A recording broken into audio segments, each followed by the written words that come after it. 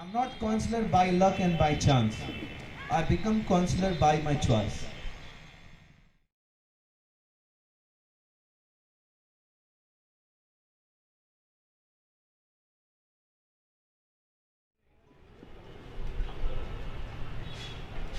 एक गांव का चिंटू मंटू की बेटी को लेके भाग गया।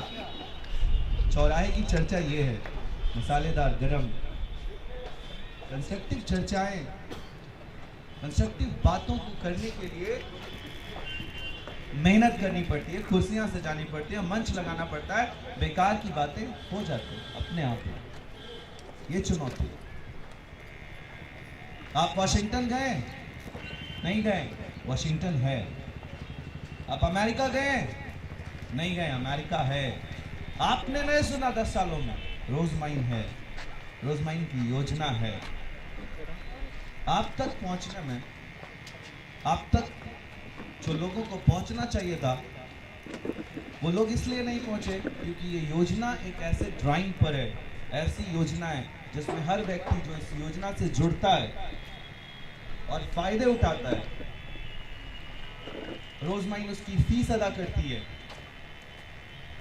उसकी फीस की रिस्पॉन्सिबिलिटी लेती है, वो मुंह छुपाकर बाजारों में चलता है, कहीं कोई ये ना कह दे कि ये रोजमाइन का छात्र। गरीबी का ठप्पा ना लगा दे मेरे ऊपर। ये योजना किसके लिए लाई मैंने, मैं आपको ये भी बताना चाहूंगा। ये योजना दिमाग में कैसे आई? I am not counsellor by luck and by chance, I become counsellor by my choice. मैं अपनी ख्वाहिशों से ये बना। ऐसी क्या जरूरत पड़ गई? हम 7 भाई बहनों के 7 भाई और 3 बहन एक बड़ा परिवार में पैदा हुए।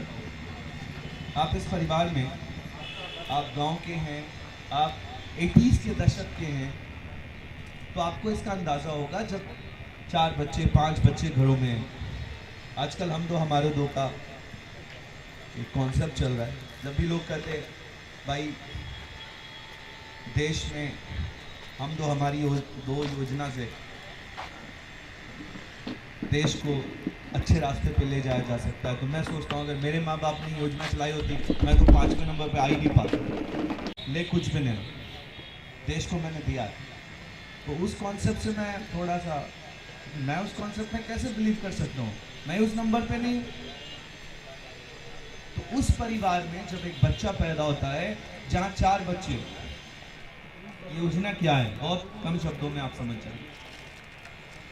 4 बच्चों का परिवार का मुखिया बंद कमरे में, उसकी माएं टॉस कर रही हैं। हस्बैंड वाइफ बंद कमरे में टॉस कर रहे। हेड आया तो बड़ी को पढ़ाएंगे, टेल आया तो छोटी को पढ़ाएंगे।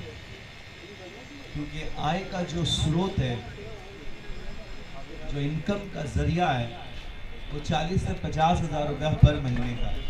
ऐसी आबादी कितनी है? Can you believe this in this country? 30% की आबादी ऐसी नहीं है मुल्क में जिसके आय का स्रोत 50 हज़ार प्रति माह हो। मैं उस 30% पे ही आता हूँ जो अपने आप को स्कूटर वाला समझते हैं, मोटरसाइकिल वाला समझते हैं। अगर उसके घर में 50 हज़ार की इनकम से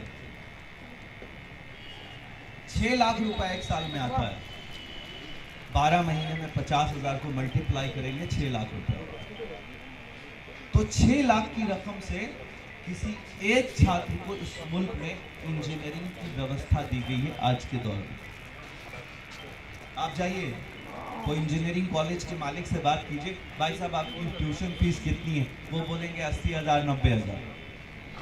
अगर आप किसी गवर्नमेंट के एफिलिएटेड इंस्टीट्यूट में गए हैं तो, अगर किसी प्राइवेट इंस्टीट्यूट में गए बोलेंगे 2 लाख।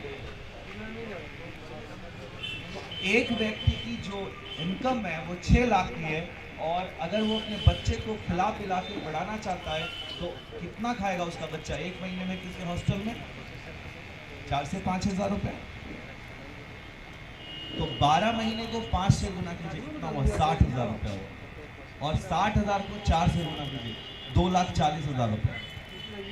तो 3,60,000 और 2,40,000 को मल्टीप्लाई कर दीजिए।